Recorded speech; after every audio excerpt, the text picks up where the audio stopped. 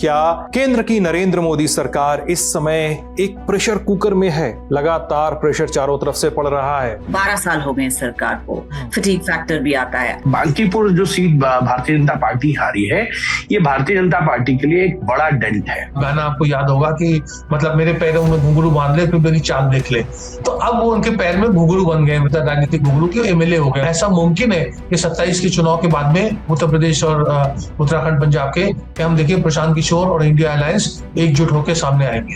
प्रशांत किशोर की हमेशा एक एम्बिशन थी कि मैं लीडर बनना चाहता हूँ। I don't want to be just a backroom boy. Hotel में बैठे हुए प्रशांत किशोर सोनिया गांधी की जो वाराणसी में रोड शो हो रहा था, और मतलब 8-10 कैमरे से सब चीजें वो देख रहे थे और कान में वो लगा हुआ था और बता रहे थे कि इधर राइट से ये करो, लेफ्ट से ये करो। औरंगजेब जो थे उनके अंडर सबसे ज्यादा मुगल साम्राज्य का विस्तार हुआ था, लेकिन वो औरंगाबाद बुरहानपुर ही घूमते रह गए। वो आगरा में बहुत ज्यादा दिन बैठ के ऐश आराम नहीं कर पाए, अपने पिताजी की तरह कुछ बना भी नहीं पाए ताजमहल वगैरह, क्योंकि उनको विस्तार करना था और फिर उसके बाद संभल नहीं पाया। तो वो प्रॉब्लम बीजेपी को देर सवेर आएगी। मुझे लगता है अमित शाह जी मौके के तलाश में, सही मौके पर वो जरूर अगर हो सके तो डिलिमिटेशन लाएंगे। तब तो डीएमके ने कह दिया है कि वो नहीं आएंगे। आई डोंट थिंक गवर्नमेंट जो है अभी रिस्क करेगी और कोई एम्बैरेसमेंट इस मामले में। एक बार हो चुकी है अप्रैल में, जब तक लाइन परेड में सब पता न चल जाए कि सब हमारी तरफ हैं। एक सप्ताह, 1 week is a long time in politics. आप देखिए ना कैसे माहौल बदल गया। क्योंकि आपको अगर इनिशियली पहले ओवर में पहली बॉल पे विकेट मिल जाए मैच के, तो कई बार समीकरण बदलते हैं। तो इतने डिफेंसिव मत होइए। मैंने डिफेंसिव नहीं कहा सर, भाई सूर्यवंशी की तरह बैटिंग करिए। Don't bat like Rahul Dravid. कई बार पिच अगर ज्यादा घास वाली हो तो थोड़ा संभल के बैट करना पड़ता है। बीजेपी के राष्ट्रीय अध्यक्ष बांकीपुर के चुनाव प्रचार में वायरस कहें, आपकी बीजेपी के सांसद कंगना रनौत उसको गटर कहें, फिर रमेश बिढोड़ी का आपने देख लिया, फिर संघ के अतुल लिम्मी का देख लिया। तो 2 तरह की चीजें चल रही, मतलब ऐसा लगता है पार्टी में कोई डिसिप्लिन नहीं है विचार परिवार में। क्या मतलब वो कंफ्यूज है जेनजी। आपको जब ठोकर लगती है ना तब उसका अंदाजा आता है। क्या कंगना रनौत, क्या आप जो झारखंड में जेनजी बैठे हैं उनके बारे में ये कहेंगी? जब उन्होंने मुझे क्लॉक इट कहा, मुझे लगा कुछ घड़ी से जुड़ा होगा, टाइम क्या हुआ ये। उन्होंने clock it means kill it, slate. Himanshu ji जानते होंगे क्योंकि हिमांशु जी के बच्चे जो हैं शायद जेन जी से है या जेन अल्फा से हैं। मैं तो बेचारा बूमर हूं। एक शायर ने कहा था कि 60 के बाद ही जो है आदमी जो है सही में प्यार करने लायक होता। तो मुझे लगता है 60 के बाद ही जो है आदमी जेनजी वाली सारी चीजें करता है। What does clock it mean then? What does slate it mean? Killing it. Okay, I'm killing it. Okay, now listen to me. If you're Prime Minister Modi and Rahul Gandhi, I suggest you learn this, because if you don't kill it, you ain't winning the next election, right? Clock it. Bye.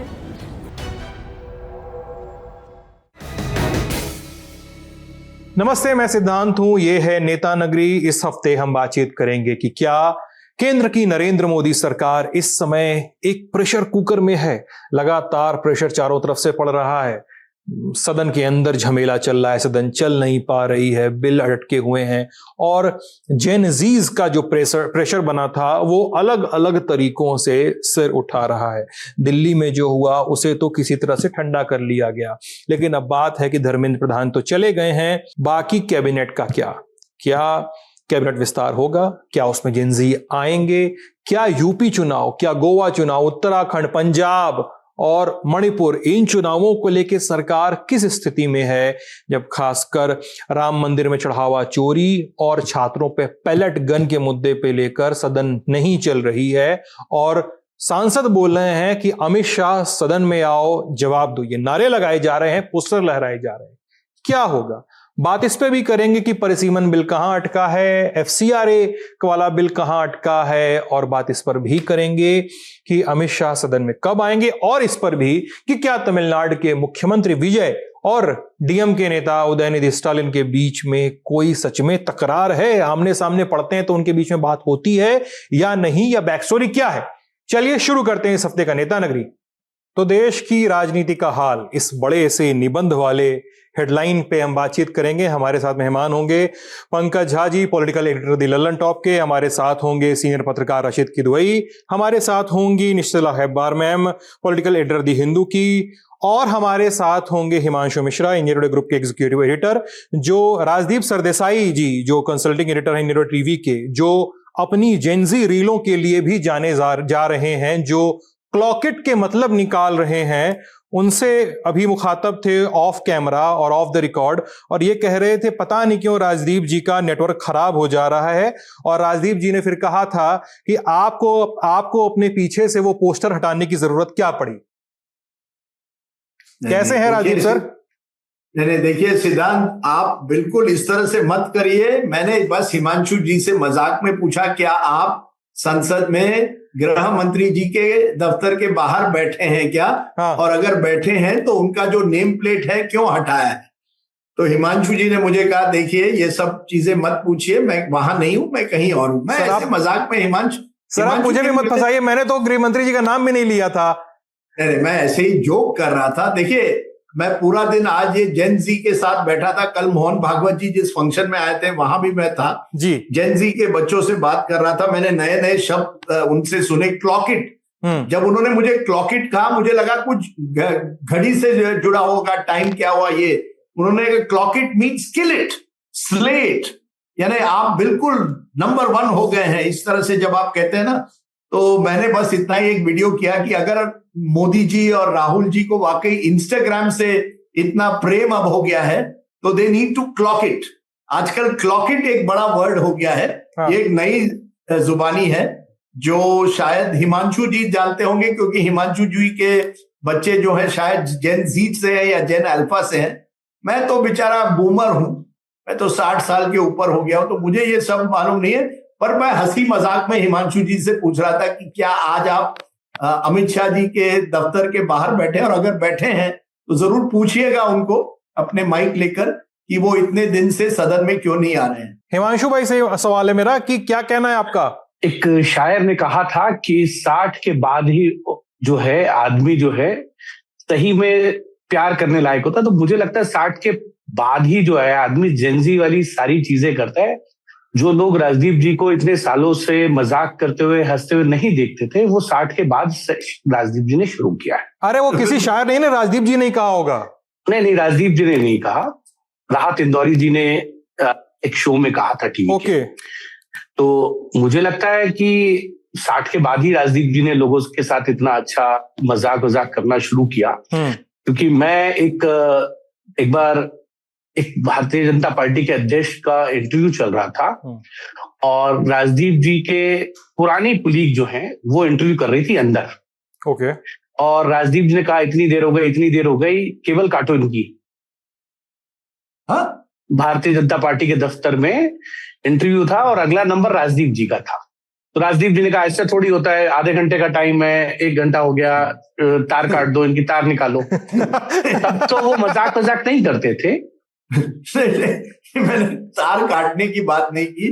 मैंने कहा कि हर interviewer को उस दिन आधा घंटा दिया गया था। वो जो मेरे पहले नहीं, आपने कहा कि अगर नहीं निकल रहा है तो यहाँ से तार भी काट सकते हैं, लाइव नहीं जाएगा। देखिए, ठीक है, हंसी मजाक में कहा था यार, जिस तरह से मैं आज हंसी मजाक में कह रहा हूँ, हंसी मजाक अमित शाह जी के दफ्तर के बाहर बैठे हैं।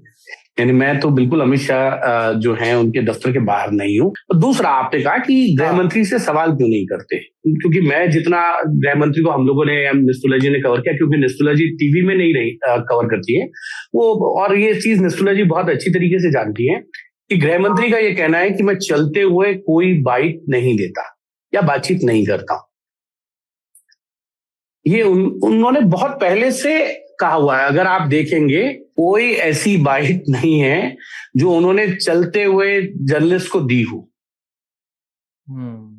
तो स्पेसिफिक क्या उन्होंने, आपने एक मिनट, क्या आपने उनको पूछा है कि वो क्यों नहीं आ रहे? उनका जवाब भी दिया है उन्होंने? तो सीधा सा उनका कहना है कि जब मेरे मंत्रालय का बिल होगा मैं आऊंगा। अच्छा, सदन में जो बिल पास हुए वो बिना चर्चा के हुए। पैलेट गन के इश्यू पे, पैलेट गन के इश्यू पर वो क्यों नहीं आ रहे हैं? स्टेटमेंट क्यों नहीं दे रहे? उन्होंने ये कहा स्टेटमेंट मैं दूंगा या नहीं दूंगा ये संसदीय कार्य मंत्री तय करते हैं।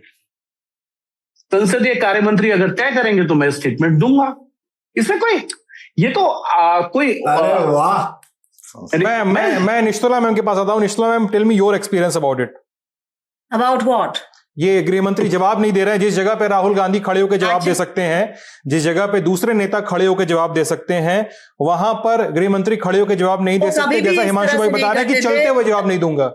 नहीं, वो कभी नहीं दूंगा नहीं, उन्होंने कहा मैं कभी नहीं देता। वो इस तरह से कभी भी कैजुअली नहीं करते थे। एंड जब वो पार्टी प्रेसिडेंट भी थे तब भी बहुत कम इस तरीके से उलझुल तरीके से कोई भी बाइट वगैरह देते थे। ही स्ट्रिक्ट नो होता था उनका।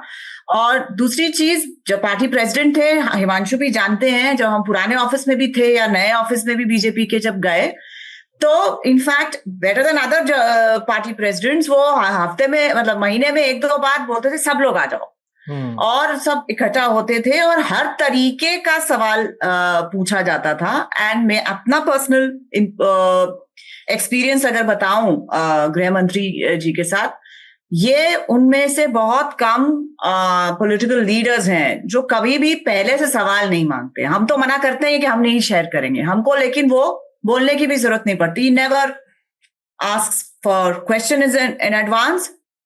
और अगर आपने मेरे साथ साक्षात्कार पढ़े होंगे उनके साथ द हिंदू में जो छपे हैं, हर चीज पर मैंने पूछा है। जब साध्वी प्रज्ञा वाला जो उनकी जो बयानों को लेके था इलेक्शन के बीच में, तब उन्होंने मुझे उस पर पूरा बताया। प्रधानमंत्री के इंटरव्यू से पहले जब उन्होंने कहा था कि मैं मन से माफ नहीं करूंगा, उससे पहले भी बोला था उन्होंने मुझे।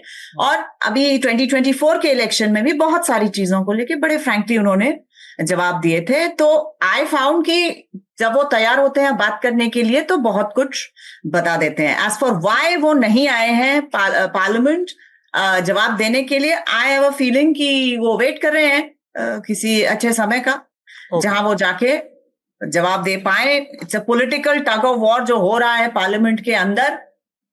ये पहले मंत्री नहीं है जो इस तरह से करते हैं। आप देखते हैं आगे क्या होता है। As far as I can tell you, when इनसे साक्षात्कार करना एक्चुअली बहुत सिंपल है compare to some other political leaders. जी, मैं एक बात बिल्कुल निस्तुला की मानता हूं, और हिमांशु जी भी। अमित शाह जी हमेशा फ्रंट फुट पर बैटिंग करते हैं। उन्होंने कभी कभी किसी को ये नहीं कहा ये सवाल मत पूछे, ये सवाल, और बिल्कुल जो भी आप सवाल पूछेंगे उसका जवाब देते हैं। ये उनकी खासियत है। मैं तो मानता हूं अमित शाह जी इन दैट सेंस बहुत ही अच्छे, हमारे पत्रकारों के लिए बहुत अच्छे नेता हैं, क्योंकि वो कभी घबराते नहीं किसी पत्रकार का सवाल। इनफैक्ट वो कहते हैं जितने आप कठिन सवाल पूछो उतना मैं जवाब दूंगा।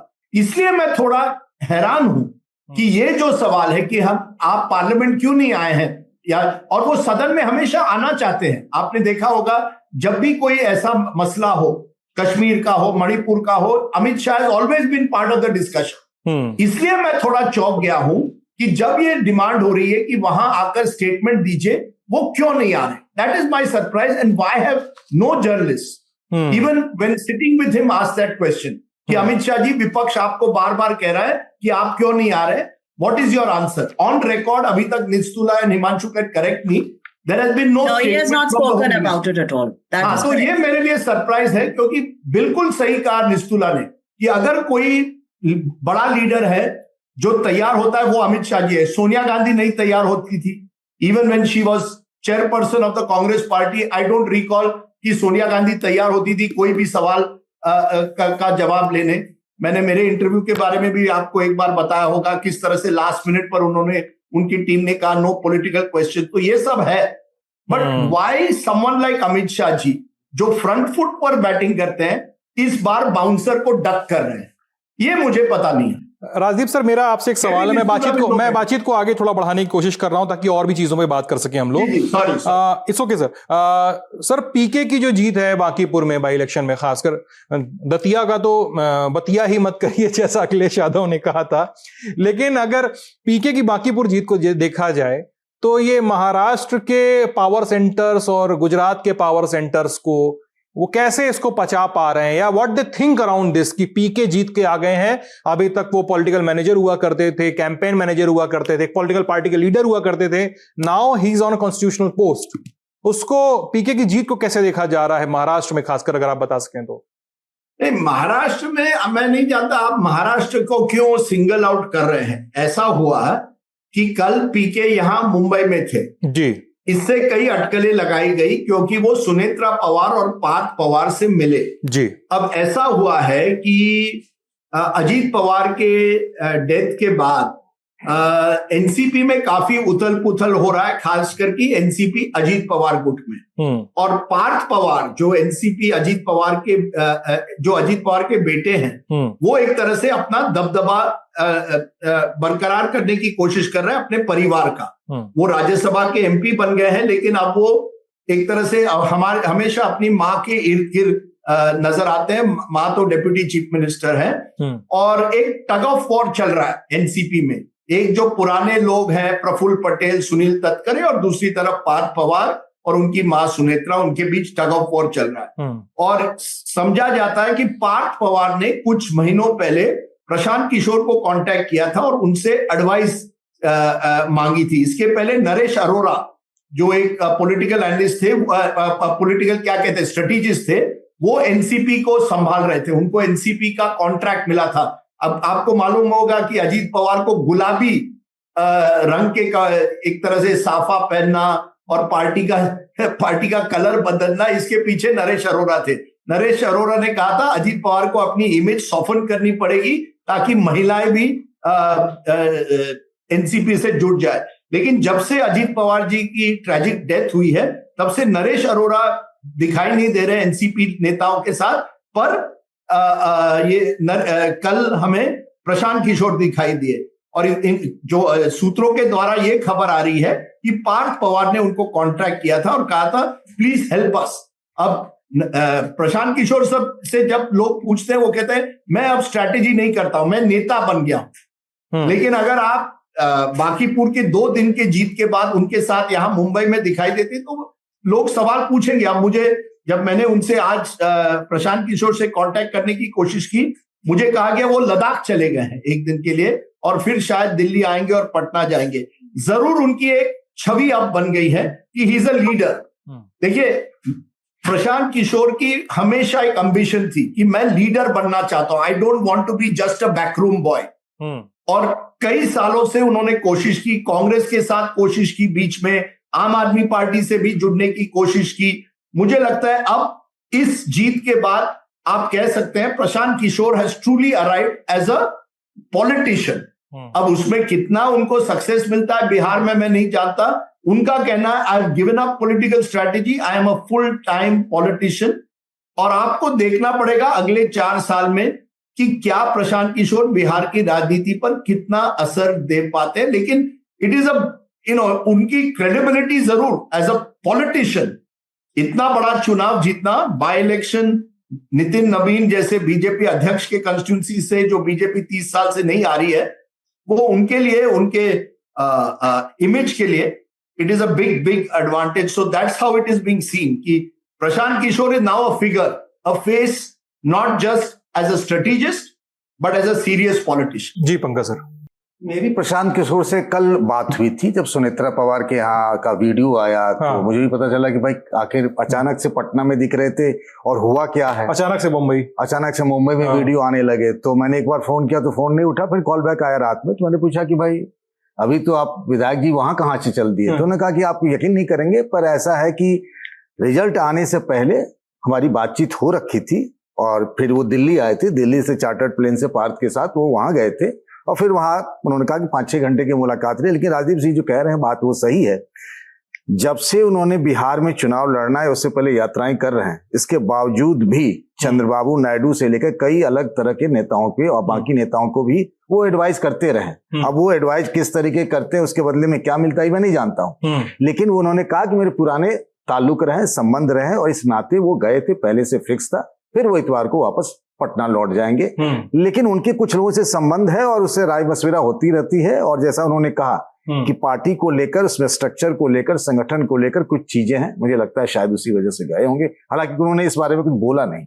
रशीद सर, आप ये बताइएगा इसमें कि पीके के उभार को आप कैसे देखते हैं जो हालिया है, खासकर बांकीपुर चुनाव के बाद? इसमें उनका कॉन्स्टिट्यूशनल पोस्ट संभालना है, अब पहले तो पॉलिटिकल स्ट्रेटजिस्ट हुआ करते थे या किसी पार्टी के नेता हुआ करते थे, अब तो भाई आप रहेंगे, अब सदन के अंदर मौजूद रहेंगे, एक लॉ मेकर हैं आप।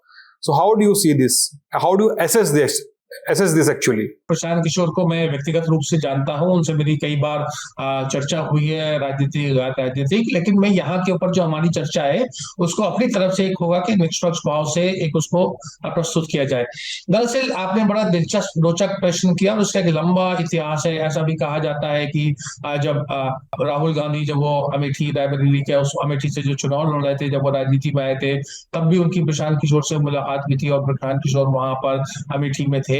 लेकिन बाद में जब राहुल गांधी सक्रिय राजनीति में आ गए तो राहुल गांधी के एक व्यक्तित्व के बारे में मैं एक बात जरूर कहूंगा, जो मैंने उसका आकलन किया है कि राहुल गांधी जो है, मतलब जिसे हमारे यहाँ कहावत भी है, अपना रख पराया चख।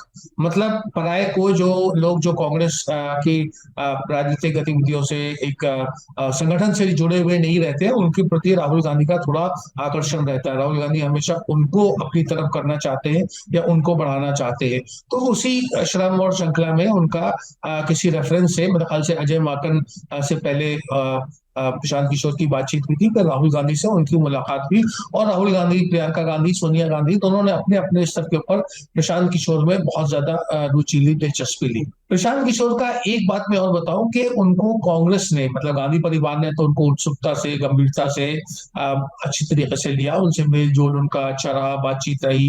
राहुल गांधी का फोन नंबर होना बड़ा महत्वपूर्ण बिंदु रहता है।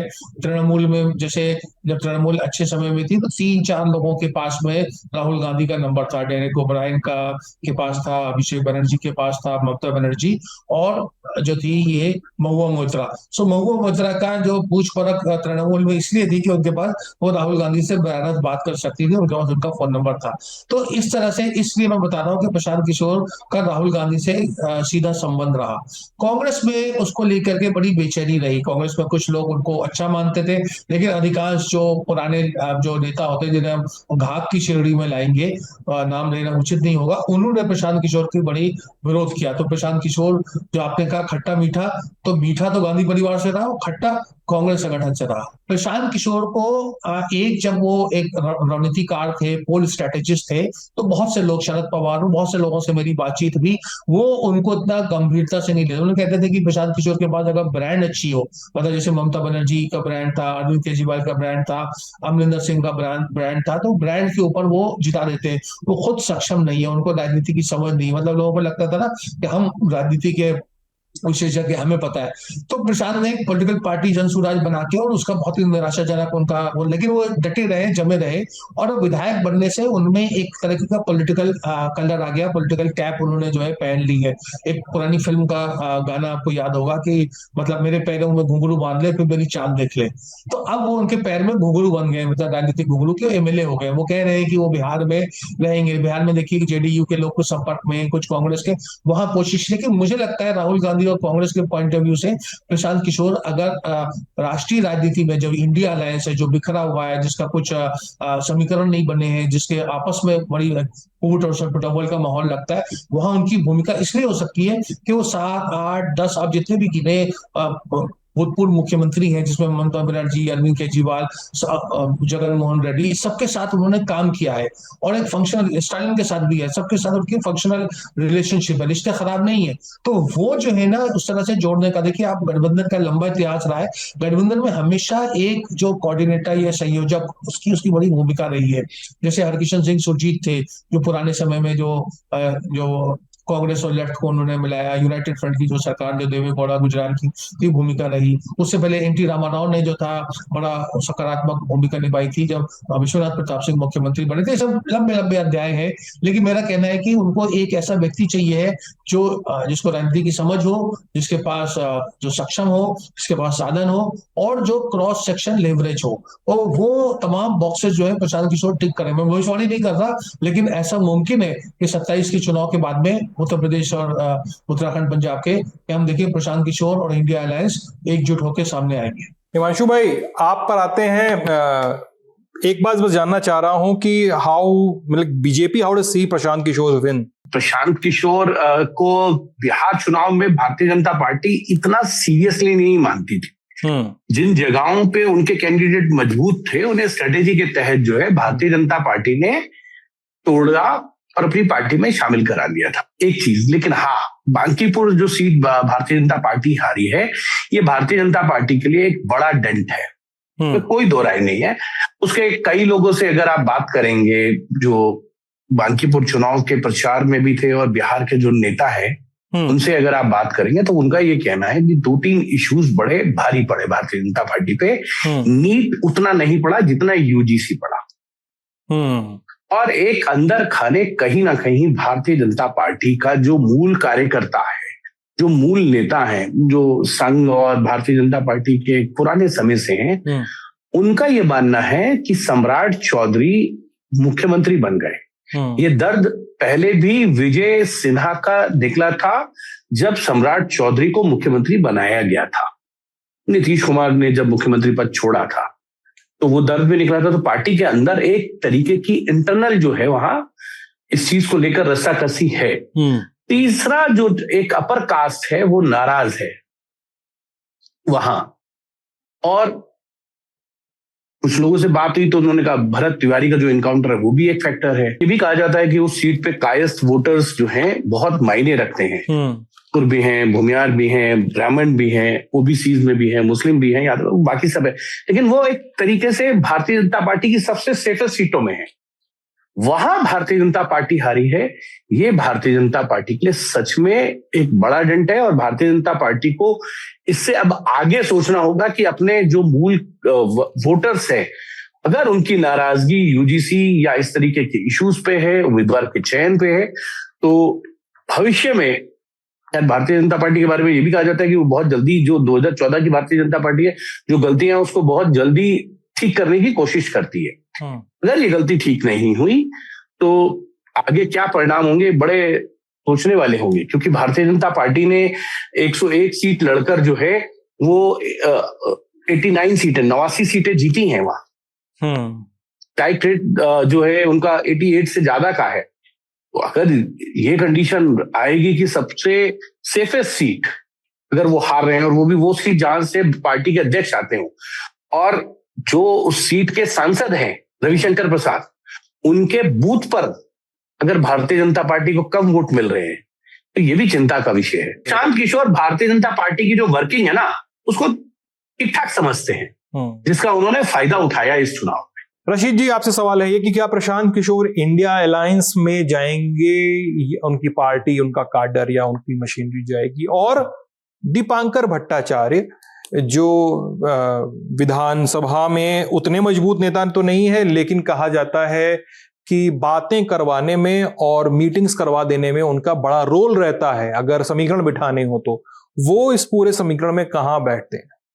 देखिए, एक बड़ी महत्वपूर्ण बात है कि राहुल गांधी का, जैसे मैंने कहा कि बाहरी लोगों को लेकर राहुल गांधी को बड़ी उत्सुकता रहती है और बड़ा उनको उनका मान सम्मान करते हैं। उसी श्रृंखला में जो दीपांकर भट्टाचार्य है, जो सीपीएम माले के जो लीडर है, उनको राहुल गांधी बहुत ज्यादा समझते हैं। इससे पहले उसी भूमिका में तकरीबन जो थे वो सीताराम येचुरी थे, उस दुनिया में नहीं रहे।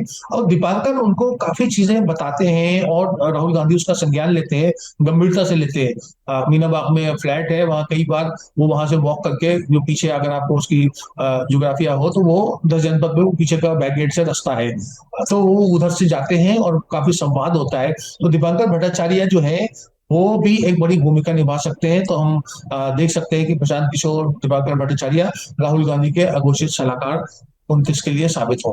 ठीक है, इस बातचीत से आगे बढ़ते हैं थोड़ा। अब हिमांशु भाई, आपसे और निश्चित मैम आपसे मैं इस बातचीत को शुरू करूंगा। क्या केंद्र सरकार अभी इस समय कई मोर्चों पे सतत घिरी हुई दिखाई दे रही है? नीट पेपर लीक हुआ, धर्मेंद्र प्रधान का इस्तीफा, उसके और बीच में एक बड़ा प्रोटेस्ट जो अब देश के अलग अलग इलाकों में भी फुटकर तौर पे दिखाई दे रहा है। सरकार जेनजी के भरोसे को जीतना चाह रही है। संसद के अंदर देखिए तो साहब परिसीमन बिल फंसा हुआ है, FCRA बिल फंसा हुआ है, संसद चल ही नहीं रही है। और फिर 5-6 महीने बाद चुनाव है, मतलब उत्तर प्रदेश, गोवा, उत्तराखंड, पंजाब, इनमें तो शुरुआत में ही है, गुजरात में, और क्या कहते हैं हिमाचल में बात की इस समय, मणिपुर में भी शुरुआत में होगा इलेक्शन। तो सरकार काफी टाइट सिचुएशन में दिखाई दे रही है, बार बार मंत्रिमंडल विस्तार का भी प्रेशर दिखाई दे रहा है। अभी क्या ऐसा प्रेशर है सच में, या और अगर प्रेशर है तो उसके बबल को थोड़ा सा बस्ट करने की कोशिश चल रही है? निश्चला मैम, देखिए ऐसा है कि प्रेशर तो ऑफ कोर्स है, ये कोई छोटी बात नहीं है कि नीट मुद्दे पे इतना बड़ा प्रोटेस्ट हुआ यंगस्टर्स का, और फिर आपके कैबिनेट मंत्री को इस्तीफा देना पड़ा, जो आपके साथ हमेशा से खड़े थे, सवर्ण समाज, उन्होंने आपको छोड़ दिया सबसे सेफ सीट में आपके, और एक नई पार्टी के उम्मीदवार को उन्होंने चुना। और इसमें ये भी इम्पोर्टेंट है कि अभी तक वो सवर्णों का जो डोमिनेंट सीट थी बांकीपुर, या है अभी भी, वहां आरजेडी नंबर 2 पे आती थी, क्योंकि बीजेपी का जो वोटर होता था या सवर्ण जो वोटर होता था, not so much BJP voter but the सवर्ण वोटर, वो बीजेपी को वोट अगर ना देना भी चाहे तो वो आरजेडी को नहीं देता था, घर पे बैठ जाता था, बट मैनेज कर लेते थे। बट यहाँ पे ये खुद सवर्ण है। प्रशांत किशोर इज अ ब्राह्मण, ये भी बड़ी इंपॉर्टेंट चीज है, क्योंकि अगर सवर्ण अपने लिए ऑल्टरनेटिव ढूंढना चाहेंगे, क्योंकि जब बिहार में जनसंघ की एंट्री हुई थी तब सवर्ण जो है थे वो कांग्रेस के साथ होते थे, इनफैक्ट कुछ यादव जनसंघ के साथ होते थे। तो ये राम बहादुर राय जी से मैंने इंटरव्यू किया था, मुझे एक आर्टिकल लिखना था on the history of Jan Sangh and BJP in Bihar. उसमें ये उन्होंने बहुत इंपॉर्टेंट चीज मुझे बताई थी। वो तो जब राबड़ी देवी की सरकार को प्रॉप अप करने के लिए कांग्रेस आरजेडी को सपोर्ट करने लगी, तब ब्राह्मण और बाकी सारे सवर्ण, भूमियार तो पहले ही थे क्योंकि आरजेडी के साथ उनका क्लैश रहता था, तो ब्राह्मण जो जितने भी थोड़े बहुत बचे थे वो भी उठ के बीजेपी के पास आ गए। सो ऐसी चीज नहीं है कि एक ही जगह वो बंध के रह जाएं। एक तो ये समझने की बहुत जरूरत है और पार्टी को भी ये समझने की बहुत जरूरत है। तो प्रेशर तो है, बहुत सारी चीजों पे होता रहता है। 12 साल से कई बार, ये पहली बार नहीं हुआ है, कई बार बहुत चीजों पे अंदर के लोग कभी नाराज हैं, कभी जो आइडियोलॉजिकल इशू को डाइल्यूट किया उसको नाराज हैं, या कुछ ज्यादा ही आइडियोलॉजिकल चीज कर दी, जो बाहर से आपकी पार्टी में ज्वाइन की हैं वो थोड़े अनकंफर्टेबल हैं। इस तरह की चीजें बीजेपी के साथ होती रहती है। मुझे ये लगता है कि एक साम्राज्य जो बीजेपी ने अपना खड़ा किया है, ऐसी ऐसी जगहों में उन्होंने पार्टी का विस्तार किया है जहां पे ट्रेडिशनली वो लोगों की एक्सेप्टेबिलिटी नहीं थी, तो उसमें कुछ कॉम्प्रोमाइजेस और बहुत सारे लोगों के साथ अकोमोडेशंस भी उनको करने पड़े हैं। तो उसमें हमेशा ये होता है कि कभी कभी आपका हिंटरलैंड हिल जाता है या फ्रंटियर पे ही लड़ाई हो जाती है। तो ये कोई नई चीज नहीं किसी पॉलिटिकल पार्टी के लिए, स्पेशली ग्रोइंग पॉलिटिकल पार्टी।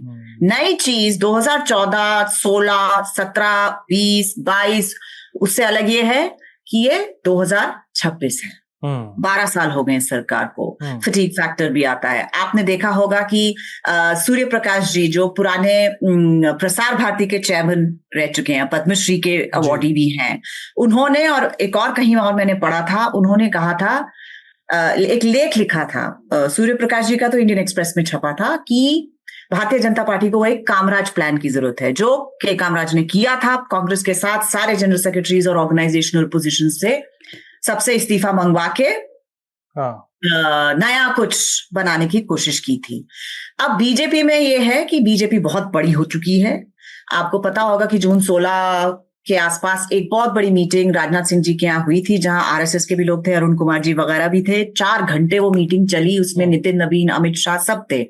तो उसमें जो छन के आया वो ये था कि भाई संगठन का विस्तार करना पड़ेगा, बिकॉज हम सबसे बड़ी पार्टी हैं। तो जो बाहर से भी आए हैं, जो हमारे भी अपने पुराने लोग हैं, सबको कुछ ना कुछ तो देना पड़ेगा कि वो संगठन के पार्ट बन सके, बोल सके कि हमारे पास ये पोजीशन आ गई है अब बीजेपी के अंदर। उसी तरीके से जो बाहर से आते हैं उनको आप राज्यसभा दे रहे हैं, जो आदमी आपके लिए वेट कर रहा है पार्टी का मेंबर होके इतने सालों से, उसको आप पूछ नहीं रहे हैं, तो वहां की भी एडजस्टमेंट की भी जरूरत है। पार्टी का अभी तक आप लोगों ने नेशनल टीम नहीं डिक्लेयर किया है, उसकी भी इंतजार चल रहा है। अब कह रहे हैं कि जेन जी ज्यादा एडजस्ट करेंगे उसमें। आप अपना लीडरशिप का कोहोर्ट ग्रुप देख लीजिए, वहां मिलेनियल्स ज्यादा आपको दिखेंगे यंगस्टर्स के नाम पर, क्योंकि पॉलिटिकल पार्टीज में तो जवानी बहुत लंबी निकलती है। तो आप युवा नेता बहुत सालों तक 50, मेरे भी उम्र से ज्यादा पे भी आप कहला सकते हैं। मैं यहाँ पॉलिटिकल एडिटर बन के वरिष्ठ बनने की कोशिश करूंगी, बट पॉलिटिक्स में अगर आऊं तो युवा नेता में फिट हो सकती हूँ। I can tell you that. So all of these things are weighing, वो है, चिंता है बीजेपी में। और आज जो हुआ है, दैट इज सुखबीर बादल जो प्रधानमंत्री से मिलके आए हैं, ये भी एक बहुत सिग्निफिकेंट चीज है, क्योंकि अभी तक बीजेपी ये कह रही है कि हम अकेले लड़ेंगे, और फिर सुखबीर बादल आते हैं, प्रधानमंत्री से मिलते हैं पार्लियामेंट सेशन के बीच में, सबकी नजरों के सामने, देश भर की नेशनल मीडिया के सामने। इसका क्या मतलब है? इसका मतलब ये है कि सब अगर हमारे खिलाफ इकट्ठे हो रहे हैं तो हमको भी अपने पुराने नए दोस्तों को भी इकट्ठे करना है अलायंस में। आज ब्रेकफास्ट भी करवाया नए अलायंस पार्टनर्स को प्राइम मिनिस्टर ने, और अपने लोगों को भी ये बोलने की कोशिश की है कि सबके लिए कुछ ना कुछ हम देंगे। सो ये एक ओवर एक्सटेंशन का भी इशू है। इसमें अगर एक एग्जाम्पल मैं दूं, शायद वो ठीक नहीं बैठेगा, शायद बीजेपी के लोग बहुत दुखी भी हो जाएंगे कि मैंने ये एग्जाम्पल दिया, बट क्योंकि मैंने मुगल हिस्ट्री ठीक ठाक पढ़ी है स्कूल में, कॉलेज में, औरंगजेब जो थे उनके अंडर सबसे ज्यादा मुगल साम्राज्य का विस्तार हुआ था, लेकिन वो औरंगाबाद बुरहानपुर ही घूमते रह गए। वो आगरा में बहुत ज्यादा दिन बैठ के ऐश आराम नहीं कर पाए, अपने पिताजी की तरह कुछ बना भी नहीं पाए ताजमहल वगैरह, क्योंकि उनको विस्तार करना था, और फिर उसके बाद संभल नहीं पाया। तो वो प्रॉब्लम बीजेपी को देर सवेर आएगी। जो आइडियोलॉजी बेस्ड पार्टी है, आपने डाइल्यूट किया कहीं कहीं जगह अपने आप को फैलाने के लिए। कई लोगों को आप जो साथ में लेके चल रहे थे उनको बोला है कि आप थोड़ा वेट करिए।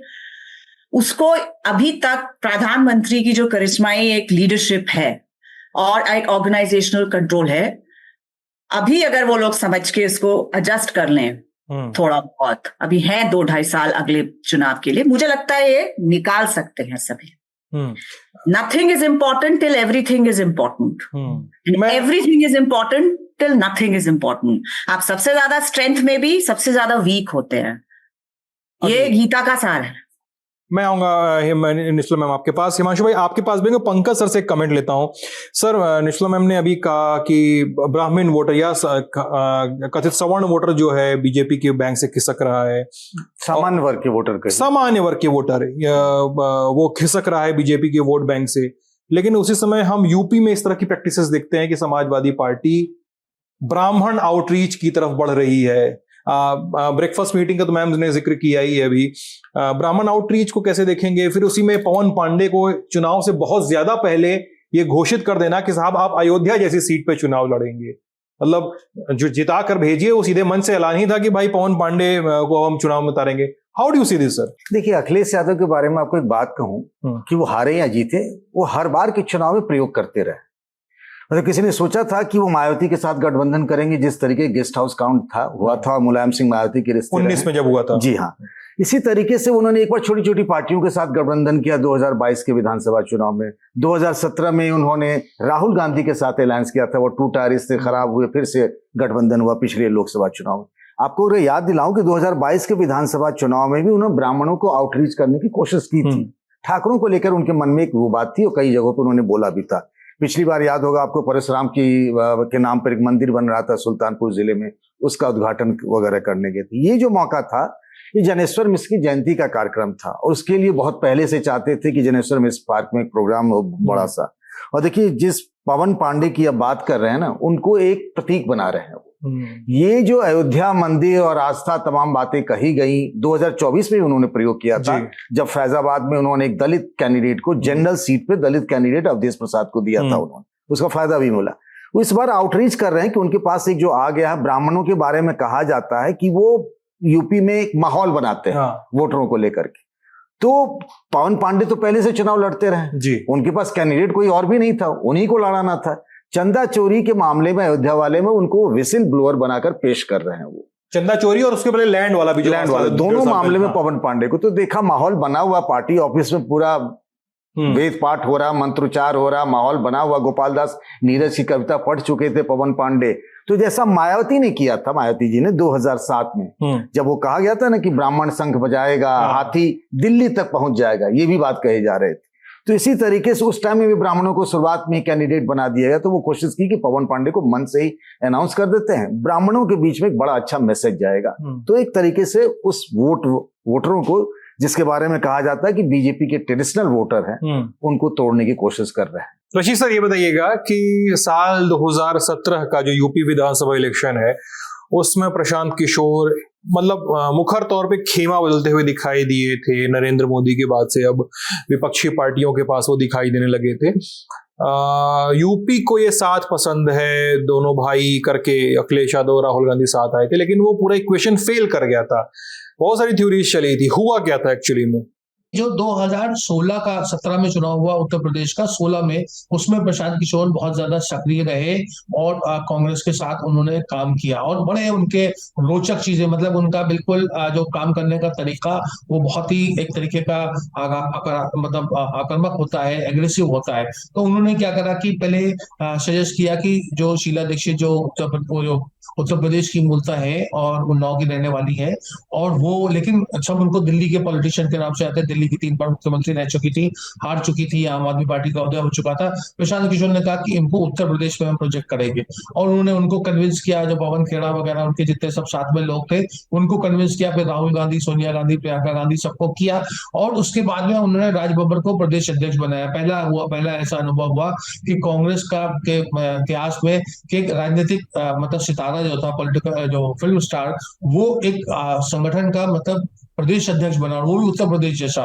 तो मैं लखनऊ जाता रहता था, तो वहां लोग उत्तर प्रदेश के जो कांग्रेस जन थे वो उसको लेकर ज्यादा कन्विंस नहीं थे। वो कहते थे ऐसा ये प्रशांत किशोर कौन है, दिल्ली बम्बई ले आया। दिल्ली मतलब शीला जी और बम्बई मतलब राज बब्बर, तो इनका ही तो दिल्ली बम्बई में रहते हैं, हमारा इनसे कोई नाता नहीं है। लेकिन बहुत एग्रेसिवली मैंने देखा, होटल में बैठे हुए प्रशांत किशोर, सोनिया गांधी की जो वाराणसी में रोड शो हो रहा था, और मतलब 8-10 कैमरे से सब चीजें वो देख रहे थे, और कान में वो लगा हुआ था और बता रहे थे कि इधर राइट से ये करो, लेफ्ट से ये करो। मतलब बिल्कुल जैसे एक आपको मैं क्या बताऊं कि एक फुटबॉल का जैसे भी वर्ल्ड कप में मैचेस हो रहे थे, जिसमें कोच जिस तरीके से प्रतिस्पर्धा और जितना चौकस रह करके मतलब उसकी बाज की तरह की निगाह, बाजुरा की तलवार, वैसा वाला, और चीते की चाल, वो वाला जो था प्रशांत किशोर का व्यक्तित्व रहता था। तो बहुत ज्यादा गंभीरता से, बहुत कांग्रेस में जब क्या हुआ कि कांग्रेस में फिर जो था लोगों ने लगा कि ये तो हमारे लिए खतरा है, हमारी नौकरी चली जाएगी, हमारा महत्व कम हो जाएगा।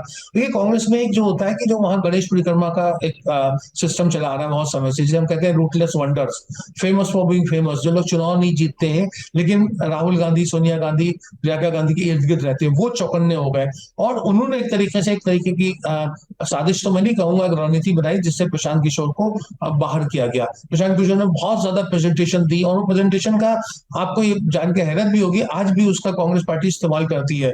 लेकिन जैसे हमारे यहाँ मीडिया में होता है ना कि एजेंसी की खबर आती है तो अखबार जो है कई बार क्रेडिट नहीं देते, तो वो पीके जी ने कहा जाता है, पीके को कई बार क्रेडिट नहीं मिलता। हिमांशु भाई, बीजेपी इज इन प्रेशर और it is high time that they should do something to save the game. क्या कुछ इस पे मंथन चल रहा है? कब होगा इनका मंत्रिमंडल विस्तार जो लंबे समय से टलता जा रहा है? कब युवाओं को, जिसकी व्याख्या निश्चित मैम ने अच्छे से की जी, कि पॉलिटिक्स में युवा और साहित्य में युवा कभी कम नहीं होते हैं। सुरेश पचौरी जी ने यह बोला था। ओके। क्योंकि उनको युवा नेता काफी सालों तक बोलते थे। वो मेरे ससुराल साइड से मेरे रिश्तेदार हैं, तो अच्छा। वो सुनते थे मुझे एक दिन कि मैं बहुत झेप जाता हूँ, मुझे बड़ी शर्म आती है ओके। कि मेरे आप लोगों के सामने मुझे युवा नेता बोल रहे, बट उनको काफी सालों तक युवा नेता ही मान रहे। अच्छा, तो हिमांशु भाई, तो प्रेशर कुकर का प्रेशर कम करने के लिए क्या किया जा रहा है अभी? देखिए, 2 चीजें हैं। भारतीय जनता पार्टी जो है, एक तो सिद्धांत भाई जेनजी को लेकर एक आउटरीच प्रोग्राम कर रही है। ओके। वो देश भर में हो रहा है। उनके विधायक, उनके मंत्री, उनके सांसद, उनके केंद्र सरकार के मंत्री लगा आउटरीच कर रहे हैं। संगठन की तरफ से भी किया जा रहा है। देखिए, एक चीज का आभास तो सरकार और संगठन दोनों को हो गया है कि कहीं ना कहीं ये जेनजी कम्युनिटी है, इसके साथ जो संवाद है ना, जो कम्युनिकेशन है, वो गैप में था। वो ये जो आंदोलन हुआ, जो प्रदर्शन हुआ है, उससे सरकार को समझ आया इसीलिए अगर आप देखें तो प्राइम मिनिस्टर ने लगातार ये कहा है कि आप ज्यादा से ज्यादा इंस्टा पे आइए। दूसरी तरफ आप देखें ना, संघ प्रमुख जो है मोहन भागवत, वो भी जेनजी की बात कर रहे हैं। कल तो उन्होंने पूरा एक कॉन्क्लेव किया जेनजी के साथ, क्वेश्चन आंसर्स लिए, उन्हीं के तरीके से शब्दों को पिरोने की कोशिश भी की उन्होंने। उन्होंने ये कहा कि जेनजी जो है वो हमसे ज्यादा रस है। जो शिक्षा का मुद्दा है उस पर उन्होंने कहा कि हाँ, शिक्षा में बहुत से सुधार की जरूरत है, बहुत सी शिकायतें हैं, सुधार करना ही पड़ेगा। जेनजी के साथ संवाद ज्यादा जरूरी है। तो ये तमाम चीजें सरकार, संगठन और संघ तीनों को समझ में आ गई कि अगर इस कम्युनिटी में, इस उम्र में के लोगों के साथ अगर संवाद में कहीं गैप आया तो उसका नुकसान न सिर्फ विधानसभा चुनाव में होगा बल्कि 29 तक इस चीज को संभालना मुश्किल होगा। और इस पे सोच रहे। दूसरी, सरकार का जो प्रेशर है ना, वो इस आंदोलन से निपटना ज्यादा जरूरी है, वो कम्युनिटी पे। संसद में कोई इस तरीके का प्रेशर नहीं है सरकार पे। सरकार के जो विधायी कार्य हैं वो तो पास हो ही गए, हंगामे भी हो रहे, डिम में पास करा गए। डिलिमिटेशन का मामला अटका। और जब आप देखिए 2 हफ्ते पूरे, मतलब 20 तारीख से कल तक जो है सरकार बहुत आराम से अपने विधायी कार्यों को पूरा करा रही थी, क्योंकि अब FCRA और जो कॉन्स्टिट्यूशन में 123वां संविधान संशोधन है, उसको लेकर अब सरकार को लगता है कि अब विपक्ष के साथ बातचीत करनी चाहिए और सहमति बनानी चाहिए। तो पहले मुलाकात, फिर टेलीफोनिक बातचीत जो है पिछले 2 दिनों में, ये है सरकार की स्ट्रेटेजी। सरकार विपक्ष से घिर रही है, वो बहुत ज्यादा उन पे असर नहीं है। असल ये है कि अपनी जो जमीन है उसको तैयार करना है, जहां कुछ कमियां रह गई हैं वो ठीक करना है, वो उस पे लग गए।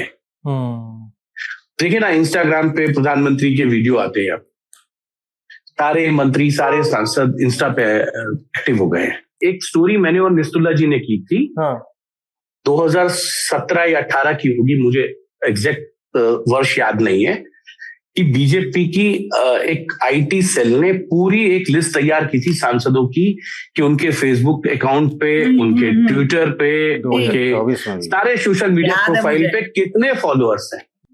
तो बीजेपी ने तब वो सोचा, लेकिन अब वो आते आते इतना गैप हो गया, बीजेपी को लगा कि हम बहुत तेजी से दौड़ रहे हैं, विपक्ष आएगा नहीं, लेकिन यहाँ कुछ गैप नजर आया तो उसको रिकवर करने की कोशिश कर रहे हैं। दूसरी बात अभी पंकज जी ने कही थी कि मायावती की तर्ज पे, क्योंकि ब्राह्मणों को जोड़ने की बात है, तो मायावती ने एक नारा और दिया था और ये कहा था, ये हाथी नहीं गणेश है, विष्णु ब्रह्मा महेश है। 2007 में दिया था। वो मायावती जिनकी पार्टी के जो शुरुआती नारे थे वो हम सब जानते हैं, तराजू तलवार जी। तो वहां से आप जब अपनी चीजें स्ट्रेटेजिक तौर पे चेंज करते हैं तो उसका फायदा मिलता है। अगर अखिलेश यादव ये एक्सपेरिमेंट कर रहे हैं तो बहुत अच्छा है, और अखिलेश यादव ने 2022 से बहुत कुछ सीखा है। उन्होंने 5 यादवों को टिकट दी है लोकसभा में, सिर्फ अपने परिवार के। 4 या 5 मुस्लिमों को जो है टिकट दिए 62 में से। उसके रिजल्ट हैं, उन्होंने अपर कास्ट को और नॉन यादव को ज्यादा टिकट दी, SCs को ज्यादा टिकट दी है। ये स्ट्रेटेजी थी उनकी, काम कर गई उसमें जी। उसमें कुछ उस टाइम जो चला था जी। हिमांशु भाई इसमें आते हैं, आपके पास पंकज सर कुछ ऐड कर रहे हैं इसमें। हिमांशु भाई, मुझे याद है 2024 में ना, जब लोकसभा का चुनाव था, तब भी सांसदों को, राज्यसभा, लोकसभा, सबको कहा गया था कि आप इन्फ्लुएंसर से मिलिए, जो आपकी विचारधारा से सहमत नहीं हो उनसे भी मिलिए, बाकायदा उसका प्रोफार्मा भी आया हुआ था। लेकिन अभी जो आप कह रहे हैं ना, जेन जी को टैकल करने के लिए, उनसे संवाद करने के लिए, अब बीजेपी के राष्ट्रीय अध्यक्ष बांकीपुर के चुनाव प्रचार में वायरस कहें, आपकी बीजेपी के सांसद कंगना रनौत उसको गटर कहें, फिर रमेश बिढोड़ी का आपने देख लिया, फिर संघ के अतुल लिम्मी का देख लिया, तो 2 तरह की चीजें चल रही। मतलब ऐसा लगता है पार्टी में कोई डिसिप्लिन नहीं है विचार परिवार में। क्या मतलब वो कंफ्यूज है जेन जी कि आपको उसको एंटी नेशनल कहिएगा या आप उधर कह रहे हैं, वो आपके संघ प्रमुख कह रहे हैं कि भाई हम आंख मूंद के करना जरूरी है उनसे, आंख मूंद के भरोसा करते हैं। एक तो पंकज जी, ये प्यार और दुत्कार भी है। सुनिए, ये ना तो मेरे संघ प्रमुख है और ना मेरी पार्टी है। नहीं, मैं तो कवर करता हूं आपकी तरह, इसीलिए मैं पूछ रहा हूं। नहीं, मैंने वही कहा। देखिए क्या होता है, आपको जब ठोकर लगती है ना, तब उसका अंदाजा आता है। मैं आज अगर कंगना रनौत हैं, उन्होंने जो कहा हम सब जानते हैं। क्या कंगना रनौत, क्या आप जो झारखंड में जेंजी बैठे हैं उनके बारे में ये कहेंगी?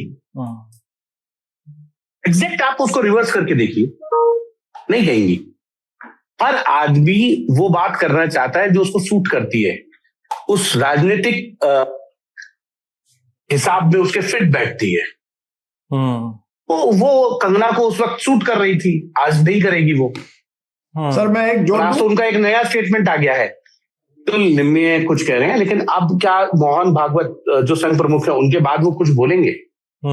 क्योंकि ये संघ प्रमुख ने पिछले 10 दिनों में 2 बार जेंजीज को लेकर बोला है। राजीव सर के पास राजीव सर उस कार्यक्रम में थे भी जहां पे मोहन भागवत जेंजी से संवाद कर रहे थे। सर बस मेरा एक सवाल है राजीव जी से मेरा एक सवाल है, क्या राजीव जी उस कार्यक्रम में जो गए थे कहीं संघ में तो नहीं हो गए ना? नहीं, देखिए एक अरे राजीव सर पहले जवाब दे दीजिए उनको। नहीं, मैं जवाब दूंगा। आईमुन नाम की एक स्टूडेंट्स की संस्था है।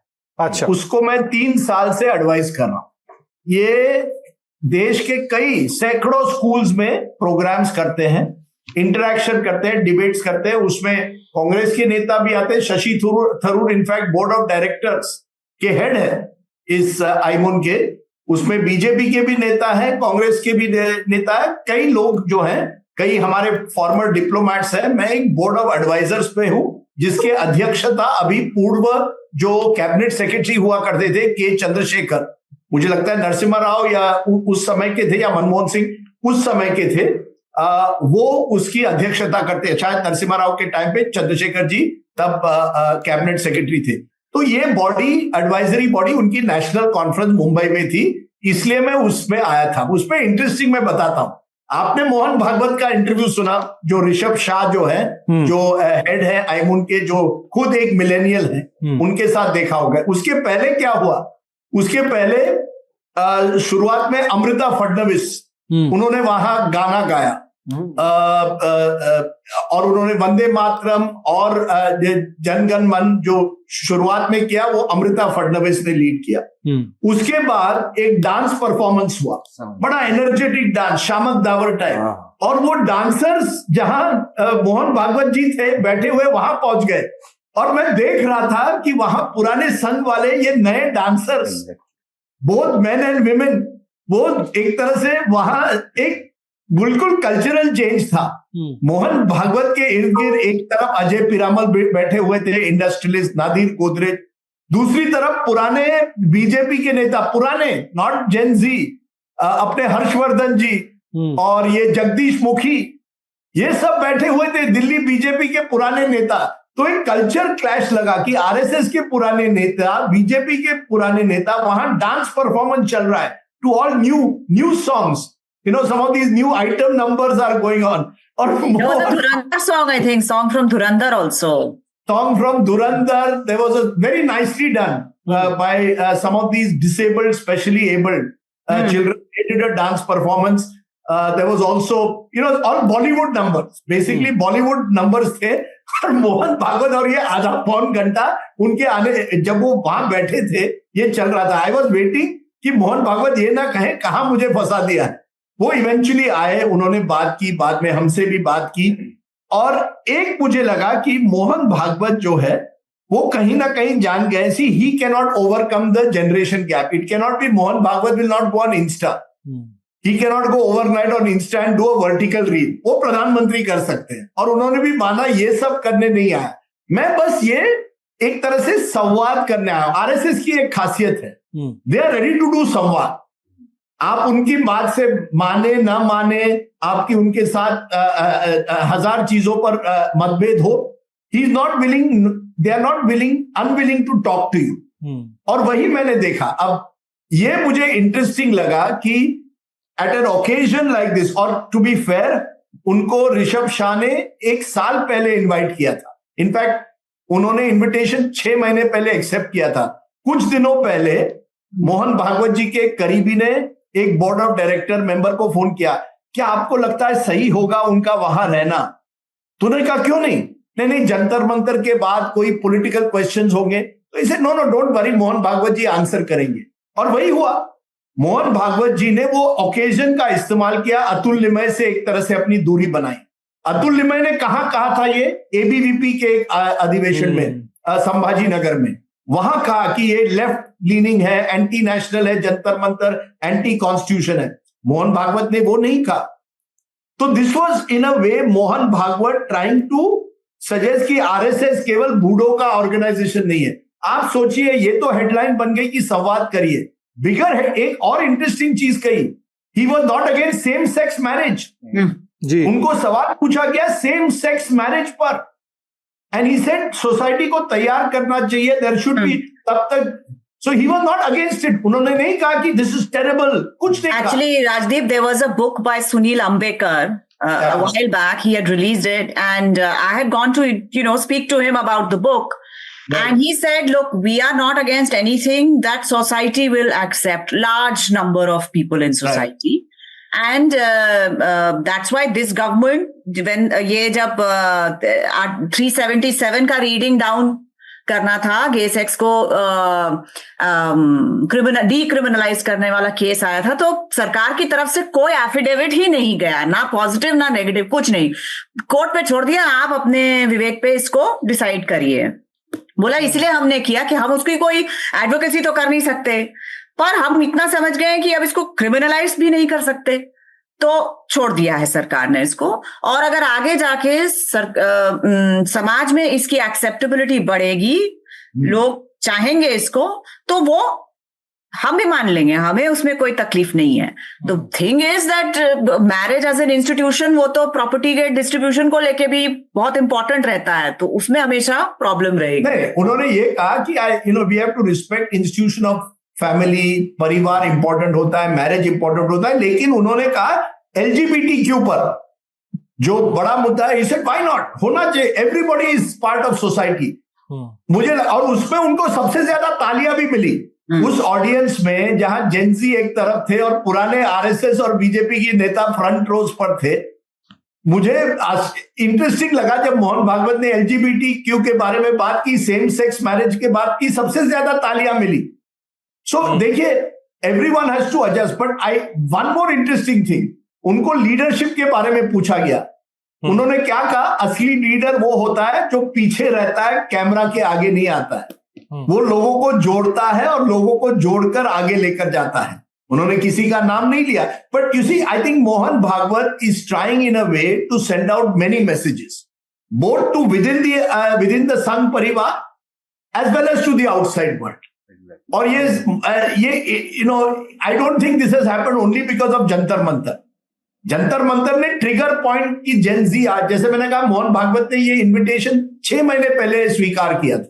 इट वाज नॉट कि उन्होंने जंतर मंतर के बाद ही स्वीकार किया, पर मुझे लगता है उनको भी पता चल गया है कि संघ परिवार को अपनी एक छवि बदलनी पड़ेगी to attract a new audience.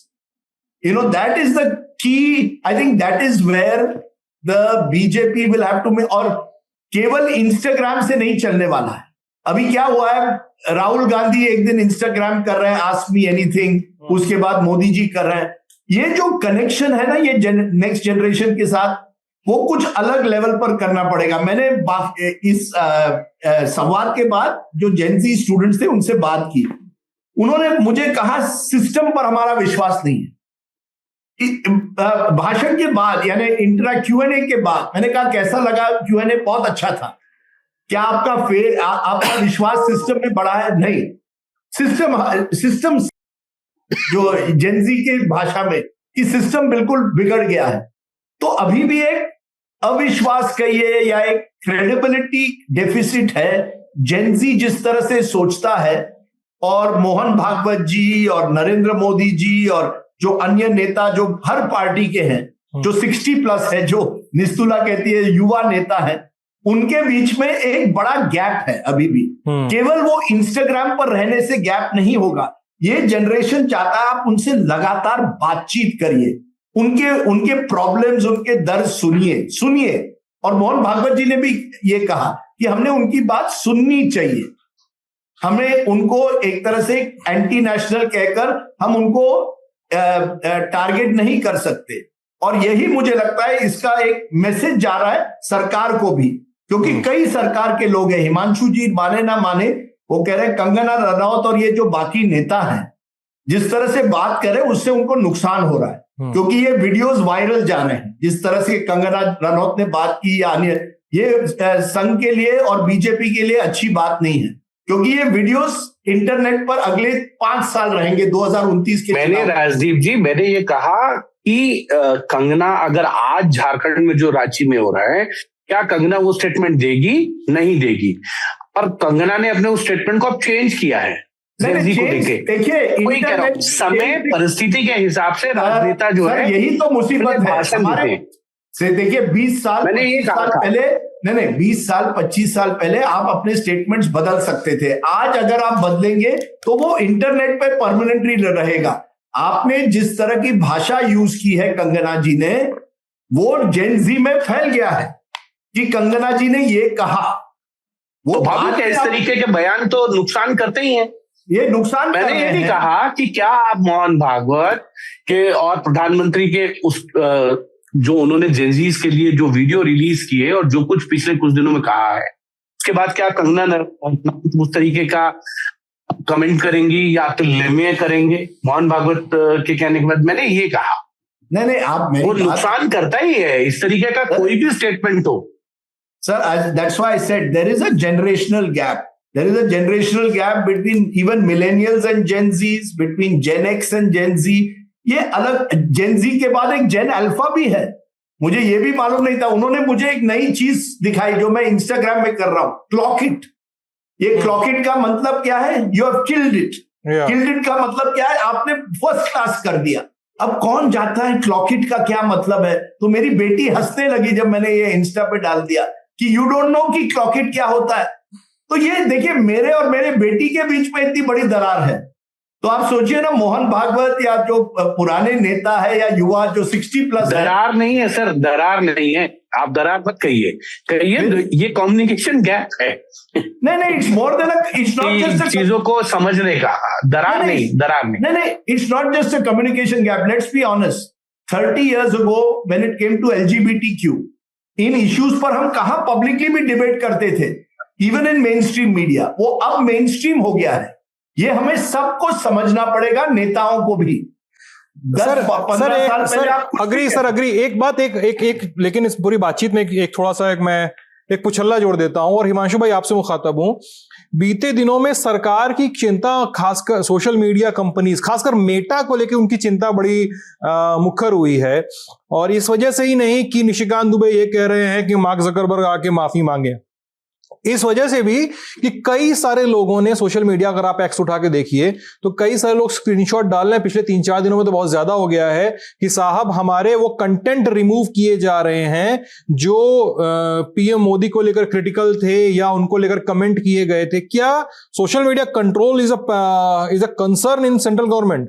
देखिए कि हद तक सरकार को ये लगता है कि जिस तरीके के कंटेंट है जो भी है उसको वो कंट्रोल करने का नहीं है, लेकिन ये कई जगहों से अभी आता है कि भाई सरकार कंट्रोल करने की कोशिश करे। मैं आपको एक उदाहरण दे रहा हूं। पीएम मोदी का वीडियो जो है वो इंस्टाग्राम से हटा दिया था बेटा। सरकार ने उसको लेकर कंसर्न किया कि भैया आप प्रधानमंत्री का वीडियो हटा सकते हैं। और इससे पहले मैं आपको फिर बता रहा हूं, उपराष्ट्रपति रहते हुए वेंकैया नायडू जो है उनका ट्विटर अकाउंट जो है वो ब्लॉक कर दिया था उस वक्त। ऐसे बहुत बार हुआ है। उसको लेकर जो है आईटी जो पार्लियामेंट्री अफेयर मिनिस्ट्री की जो स्टैंडिंग कमेटी है उसने वो कंसर्न जताया कि आप प्रधानमंत्री का वीडियो कैसे डिलीट कर सकते हैं। वो तो समझ में आ गया, लेकिन क्रिटिकल कमेंट्स हटाए जा रहे हैं सोशल मीडिया। बहुत सारे लोगों ने कमेंट किया है कि हमारा रीच ब्लॉक किया, इस तरह की चीजें आ रही हैं अब तो। इस पे अभी तक जो हमको जानकारी है वो 2 चीजों पे है। एक प्रधानमंत्री के वीडियो को हटाने का एक जो बच्चों की जो अश्लील फोटोज और वीडियोज हैं उसको हटाने का, अगर आप उसको हटाएंगे नहीं 3 दिन में तो फिर सरकार की तरफ से जो है वो एक्शन होगा, जो मेटा के अंदर ऑफिसर्स है उनके खिलाफ जो है लीगल एक्शन लिया जाएगा। ये है उसमें 2 चीजें हैं। जब सरकार के ऊपर प्रेशर की बात हो रही है तो मैं उस पे आ जाता हूं जो सदन के अंदर चल रहा है। डिलिमिटेशन बिल कहाँ अटका हुआ है, नंबर गेम मेंटेन नहीं हो रहा है या मेंटेन हो रहा है, ये सब कुछ टिका हुआ है डीएमके को लेकर। पार्टी बड़ी कंफ्यूज सी दिखाई दे रही है, मतलब वो इस पाले में आएंगे या नहीं आएंगे, एब्सटेन करेंगे कि आयज वोट करेंगे, किसी को समझ में नहीं आ रहा है। नाइज वोट कर देंगे ये भी किसी को नहीं पता चल रहा है। काफी कंफ्यूजन हो गया है डीएमके को लेकर। निशला मैम, मैं how do you see DMK का कंफ्यूजन? पहले तो मैं ये कहूंगी कि हमारे यहाँ आज पेज 1 में एक स्टोरी छपी है लीड, जिसमें ये कहा गया है कि जो पार्लियामेंट्री पार्टी थी डीएमके की, उन्होंने 3 शर्तें रखी थी अमित शाह जी के सामने, ये कहते हुए कि जो 50% का प्रो राटा इंक्रीज सीटों का बताया गया है उसको आप लैंग्वेज ऑफ द बिल में रखेंगे। पिछली बार उसको लैंग्वेज ऑफ द बिल में नहीं रखा था, उस वजह से वो बिल हार भी गया था, बाकी सारे इकट्ठे हो गए थे बिल के खिलाफ। और 2-3 और चीजें थी इन्हीं चीजों को लेके कि कमीशन को पहले ही बता दिया जाएगा, it will not be left to the discretion of the delimitation commission etcetera. अब पता चल रहा है कि उदयनिधि स्टालिन ने या किसी ने ये एक आधिकारिक बयान दे दिया है कि हम डिलिमिटेशन बिल को सपोर्ट करेंगे ही नहीं। उदयनिधि ने कहा, उदयनिधि ने कहा। हाँ, तो अब ये क्लियर हो चुका है। इसका जो रूट है, जो चेन्नई में हुआ है, उसका रूट मुझे लगता है जब राहुल गांधी गए थे नीट की वजह से, जिन बच्चों ने कि उन पेरेंट्स को मिलने गए थे, उनके पेरेंट्स को मिलने गए थे सहानुभूति व्यक्त करने के लिए, तब उन्होंने बाहर आके कहा था कि हम लोग एकदम कांग्रेस पार्टी फिर से पुरजोर विरोध करेगी डिलिमिटेशन बिल का, और जो उसको सपोर्ट करेंगे तमिलनाडु से, वो एट्टप्पन कहलाएंगे। एट्टप्पन जो है पुराने राजा होते थे, जिनको ये कहा गया है वहां उसी एरिया के तमिलनाडु में ही, जब ब्रिटिश ईस्ट इंडिया कंपनी का कोई युद्ध था तो उन्होंने उनकी सहायता की। ऑफ कोर्स उनके वंशज ये कहते हैं कि ये हमारे ऊपर एक स्लर है, ये ऐसा नहीं था, वो उस तरह की सर्कमस्टेंशियल इश्यूज थी। हम लोगों ने, हमारे खानदान वालों ने या उन राजा ने तमिल लैंग्वेज और उसको आगे बढ़ाने का बहुत काम किया है। इनफैक्ट सुब्रमण्यम भारती जी को भी पैटर्नेज दी थी एट्टप्पन जी ने। बट एक मीर जाफर जैसा उनको कैरेक्टराइज करके, वो कॉमन पार्लांस में ऐसे उनको रेफर किया जाता है, तो उन्होंने बोल दिया। तो आई थिंक वो चोट लगी और वो एक पॉलिटिकल चीज जो है वो सुनने में आई। मैंने समाजवादी पार्टी से भी बात की थी जब ये सब हो गया था, और दूसरे सेशन में फिर से बिल आने की कोई बातचीत नहीं थी। ये मैं बोलूंगी अर्ली जून। तब मैंने पूछा था कि भाई आप लोगों की क्या तकलीफ थी, यूपी के तो सीटें बढ़ रही है, नॉर्थ का तो ठीक ठाक वो था।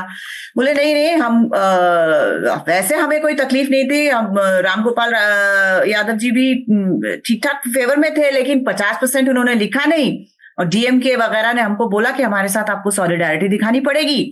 और ये एक मौका था इतने सालों में पहली बार एक बिल पर सरकार को हराने का, तो वो कोई चूकना नहीं चाहता था, क्योंकि वहां आपको याद होगा उस टाइम पे हाल वगैरह के इलेक्शंस होने थे, तो वो चूकना नहीं चाहते। वो साइकोलॉजिकल एडवांटेज जो होता है ना, एरिया डोमिनेशन, थोड़ा सा साइकोलॉजिकल एडवांटेज नहीं छोड़ना चाहते थे। तो मैंने सोचा शायद इस बार वो सपोर्ट में आएंगे, बट यहाँ पे भी मुझे नहीं लगता बहुत कुछ चल रहा है। और अब तो डीएमके ने कह दिया है कि वो नहीं आएंगे।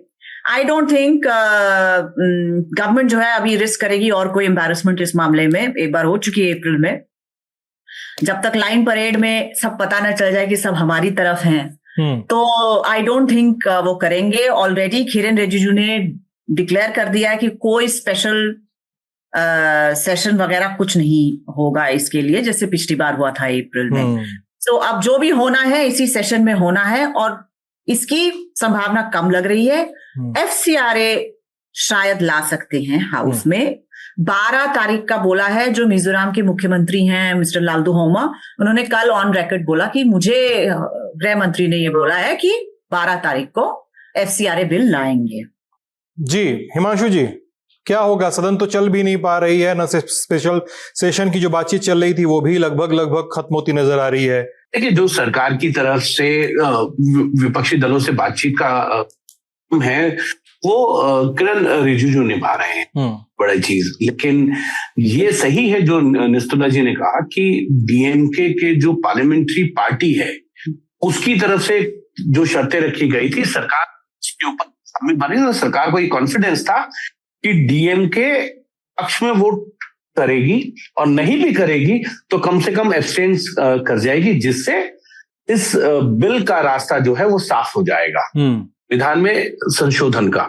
लेकिन जो स्थिति है उसके बाद सरकार को भी लगता है कि अगर ये बिल दोबारा लाया गया और गिर गया तो ये जो स्थिति बनी है, एक तरफ गृह मंत्री केंद्रीय मंत्री का इस्तीफा, फिर जेनजी जिस तरीके से सरकार के ऊपर लगातार अटैक मोड पे है, सोशल मीडिया से लेकर तमाम प्लेटफॉर्म्स पे और प्रोटेस्ट हो रहे हैं, उसके बाद अगर ये बिल गिरता है तो कहीं ना कहीं सरकार के लिए मुश्किलें बढ़ सकती थी।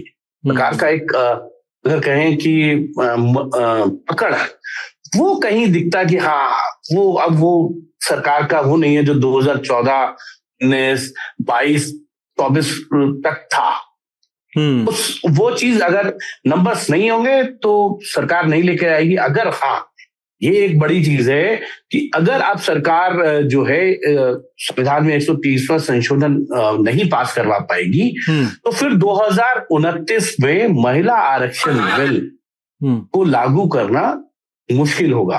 उसमें अब सरकार के सामने एक ही रास्ता बचता है, जो कांग्रेस ने कहा था कि जो मौजूदा स्थिति है इसमें आप 33% जो है महिलाओं को आरक्षण दे दीजिए। वो कोई भी पार्टी नहीं कर सकती, क्योंकि 2010 में जब महिला आरक्षण बिल लाया गया था, राज्यसभा में हंगामा हुआ, वो हल्ले हंगामे में बिल पास जरूर हो गया था क्योंकि भारतीय जनता पार्टी ने सपोर्ट किया था सरकार को। तब यूपीए सरकार के सहयोगी दलों ने उसका विरोध किया था। लेकिन जब मामला लोकसभा तक पहुंचने लगा तो भारतीय जनता पार्टी, कांग्रेस, ज्यादातर दलों के जो सांसद थे उन्होंने अंदर खाने अपनी अपनी पार्टियों में कह दिया था कि ये बिल स्वीकार्य नहीं होगा। और उस पर सबसे बड़ी भारतीय जनता पार्टी में तब वोकल आवाज थी मुरली मनोहर जोशी की, उनके साथ जो है गोपीनाथ मुंडे, जिन्होंने अंदर खाने, और रमेश बैस भी थे जी। ये तीन लोग, क्योंकि हम लोग लगातार बात करते थे, तीन लोगों का तो बिल्कुल जो है विरोध था। तब रास्ता निकाला गया था, मैंने पहले भी इसका जिक्र किया है, तभी रास्ता निकाला गया था कि राज्यसभा में मार्शल का उपयोग किया गया था, लोकसभा में बिना मार्शल के उपयोग, मतलब उनको मार्शल का उपयोग ना किया जाए, बुलाया ना जाए, उसके बिना इस बिल को पास कराना पड़ेगा। तो वो बिल बिना मार्शल के उपयोग के पास नहीं हो सकता। जी राजदीप सिंह, ये उस समय तय था। अगर मौजूदा स्थिति में देना पड़ा तो शायद भारतीय जनता पार्टी के लिए भी जो है वो अंदर खाने दिक्कत आएगी जी, अगर इस बिल को पास समय रहते पास नहीं कराया गया तो। Agree. Rajdeep sir, final comment of yours. देखिए, बड़ी इंटरेस्टिंग बात है। कई साल पहले एक ब्रिटिश प्राइम मिनिस्टर थे, ब्रिटेन के प्राइम मिनिस्टर हैरोल्ड विल्सन, उन्होंने कहा एक सप्ताह राजनीति में बहुत लंबे समय होता है। एक सप्ताह, 1 week is a long time in politics. Bharat में भी वही दिखाई दिया है। अगर हम यही नेता नगरी आप रिवाइंड करिए 3 हफ्ते पहले जब सेशन शुरू हो रहा था, सबने कहा कि ऑपोजिशन बिल्कुल बिखर गई है, ऑपोजिशन के पास कोई हथियार नहीं है, सरकार जो भी चाहे वो पार्लियामेंट सेशन में करेंगी। डिलिमिटेशन भी लगा कि सरकार किसी भी तरह तो नंबर आएंगे। तृणमूल कांग्रेस टूट गई, आम आदमी पार्टी टूट गई, शिवसेना टूट गई, सब ऑपोजिशन बिल्कुल हताश था। 3 हफ्ते बाद क्या हुआ? एक मंत्री का रेजिग्नेशन हुआ है। 3 हफ्ते बाद आप देख रहे हैं कि सरकार का जो कि बांकीपुर में बाई इलेक्शन में प्रशांत किशोर जीतते हैं, दतिया में कांग्रेस जीतती है, और एक माहौल बन गया है डिलिमिटेशन को लेके या अन्य जो चंदा चोरी को लेके, जहां विपक्ष अग्रेसिव बन गई है। 3 हफ्ते में मुझे लगता है कि विपक्ष को थोड़ी एक राहत मिली है। जान नहीं अभी तक आई, जान अभी तक बहुत दूर है। अगर विपक्ष की यही समस्या होती है विपक्ष को लगेगा अगर वो डीलिमिटेशन को रोक पाए सेशन में उनकी बड़ी जीत हुई है, ये भूल होगी उनकी। मुझे लगता है अमित शाह जी मौके के तलाश में हैं, सही मौके पर वो जरूर अगर हो सके तो डीलिमिटेशन लाएंगे। रिजिजू ने भले ही कहा हो स्पेशल सेशन नहीं करेंगे, कौन जाने कल क्या हो, डीएमके किस तरह से अपनी रुख बदलती है, ये सब हो सकता है। लेकिन कुल मिलाकर मुझे लगता है ये 3 हफ्ते ने हमें दिखाया कि राजनीति में किसी को ग्रांटेड मत लीजिए। आप ही के नेता नगरी पर हर वक्ता जो आए थे 3 हफ्ते पहले थे, कह रहे थे कॉकरोच जनता पार्टी ऑनलाइन फैड, कोई कौन है ये अभिजीत दीपके। अब सब महाराष्ट्र के नेता अभिजीत दीपके के घर के बाद लाइन में कतार में खड़े हैं ऑपोजिशन नेता। किसको लगा था कि नरेंद्र मोदी जी जो सोशल मीडिया के नंबर 1 नेता है, उनको अब इंस्टाग्राम पर जाना पड़ रहा है। हिमांशु जी की बात सुने तो सभी कैबिनेट मंत्रियों को कहा गया इंस्टाग्राम पर चलिए। आप देखिए ना कैसे माहौल बदल गया है। तो मुझे लगता है ये हम सब के लिए, पंडित खासकर की हिमांशु और जो बाकी जो पंडित हैं हमारे, उनके लिए, पंकज झा जी के लिए भी कहिए। हाँ, पंकज झा जी और बाकी जो पंडित हैं, निस्तुला भी हैं। नहीं, निस्तुला के बारे में मैं नहीं कहूंगा क्योंकि वो नहीं क्योंकि वो उस प्रोग्राम में नहीं थी जहां यस वो अब ये तो आप 3 हफ्ते पहले जो पंडित थे, और मैं भी उनमें था, शामिल था, मैंने भी ये कहा था पंडित से आपका आशय जानकारों से है, पंडित से आपका आशय जानकारों से है, जानकारों से जो उस प्रोग्राम में मौजूद थे। नहीं, बिल्कुल। कभी कभी क्या है ना, हमारे देश में प्रेडिक्शन करना बहुत मुश्किल है। 3 हफ्ते बाद कौन जाने, हम कहेंगे देखिए सरकार ने क्या मास्टर स्ट्रोक खेल दिया और डीलिमिटेशन कैसे ला पाए। तो हर हफ्ते में खबर बदलती है, इसलिए मुझे लगता है हमने जल्दबाजी में कुछ नहीं कहना चाहिए। एक बांकीपुर की सीट बन गए, प्रशांत किशोर को हमने हीरो बना दिया, कल तक हमको जीरो कह रहे थे, वो ना जीरो थे ना हीरो अब है।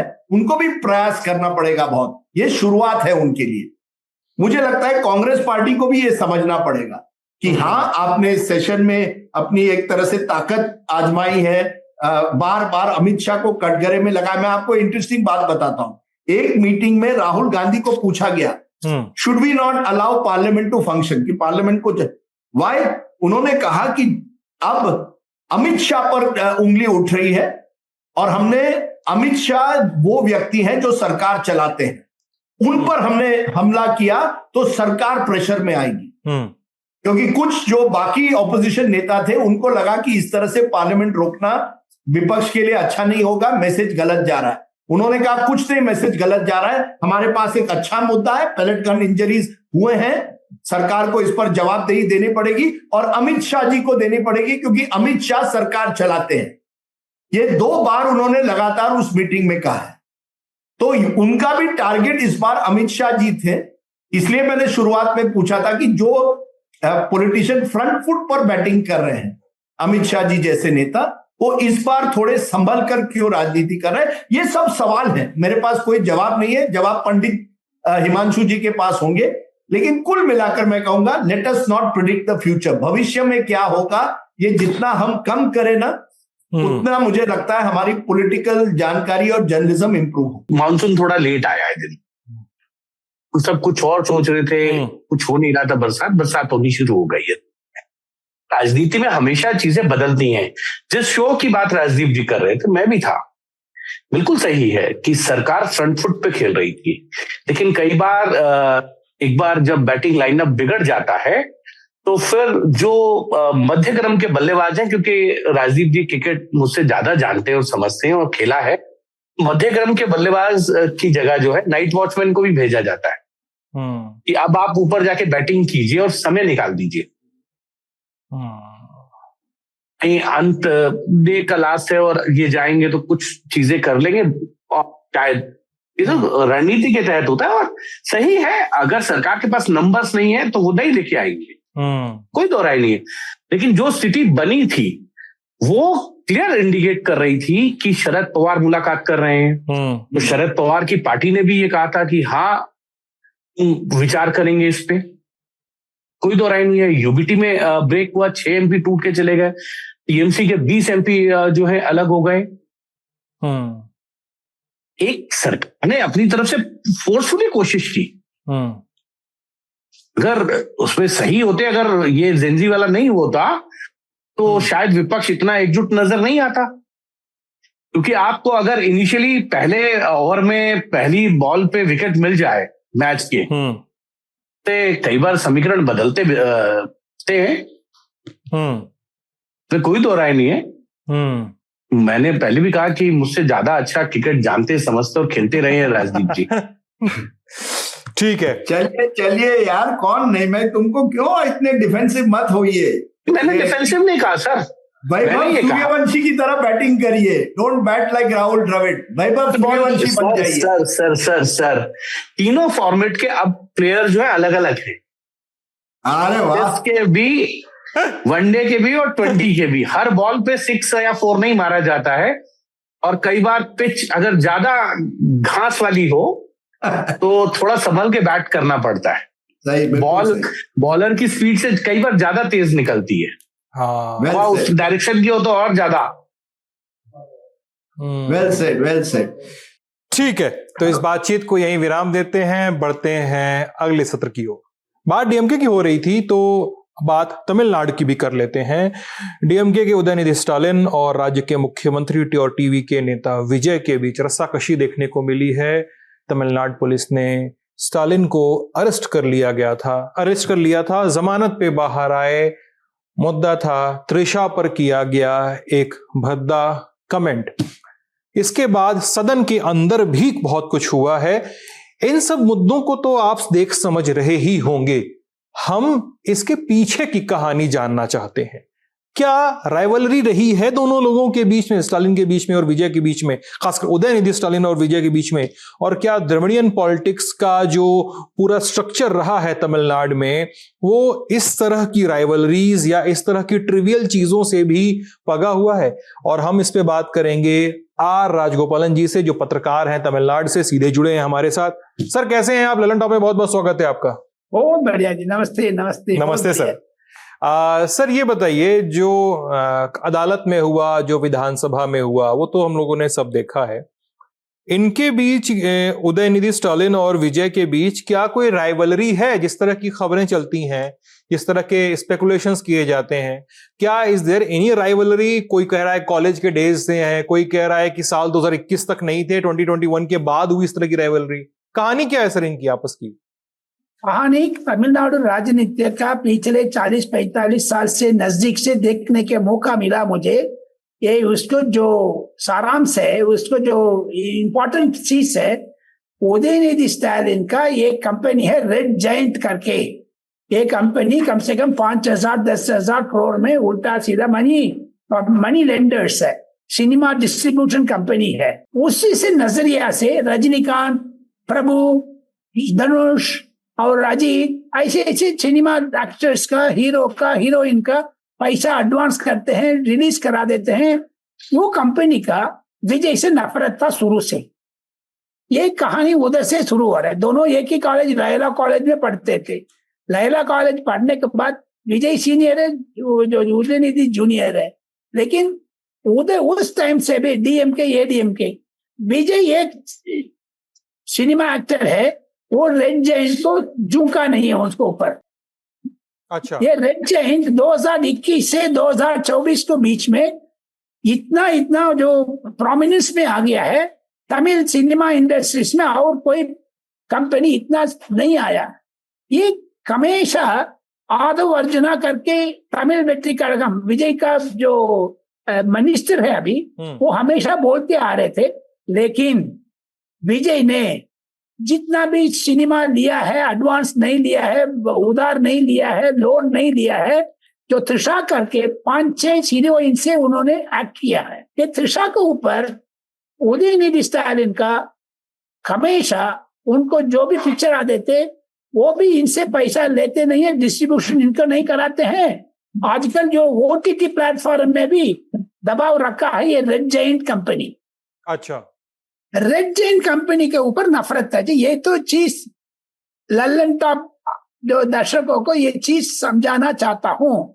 उधर से लड़ाई शुरू हुआ। यानी let me just rephrase this कि एक रेड जायंट कंपनी है, उदयनिधि स्टालिन की फिल्म डिस्ट्रीब्यूशन कंपनी है, बहुत सारे क्लाइंटेल हैं, और विजय डे 1 से पसंद नहीं करते हैं, और त्रिशा की फिल्मों को रेड जायंट डिस्ट्रीब्यूट नहीं करता है। लेकिन ये पैसा कम देते हैं। उसको जो स्क्रीनिंग है तमिलनाडु में 450 सिनेमा थिएटर है, वो 20 थिएटर का दे देगा, उसको सर्कुलेशन को कम करेगा, नहीं तो उसके ब्लैकआउट करेगा, जो लेट पहुंचाएगा। आपने जो 9 बजे शो का टिकट करोगे वो 2 बजे बुलाएगा, ऐसे ऐसे कुछ ड्रामा करते हैं लोग।